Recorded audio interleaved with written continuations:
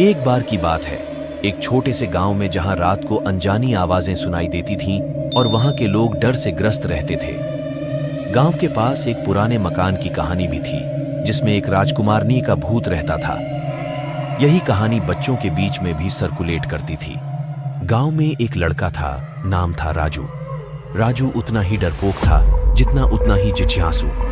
एक रात उसने दिल लगाकर तय किया कि वह उस पुराने मकान में जाएगा जहां राजकुमारनी का भूत रहता था।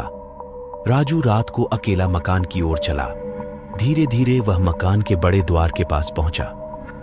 उसने धीरे से दरवाजे को खोला और अंदर चला गया।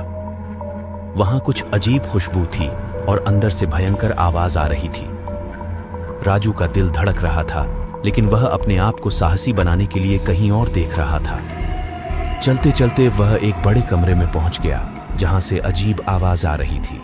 वहां जाकर उसने देखा कि वहां कोई नहीं था, बस एक पुराना खाना बर्तन ही था। फिर अचानक से उसने सुना कि वहां से कुछ आवाज आ रही है। वह आवाज किसी के चीखने की थी।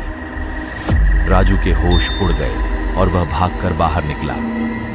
वह जब बाहर निकला तो उसने देखा कि पुराने मकान का सामना नहीं था, बल्कि वहां एक गांव की स्त्री थी जो अपने पति की मदद के लिए बुलाई गई थी। राजू ने उस स्त्री से मिलकर पता लगाया कि मकान में कुछ गड़बड़ है और जिज्ञासा के चलते वहां आया था। स्त्री ने उसे समझाया कि डरने की कोई बात नहीं है और वह सामान्य मकान है।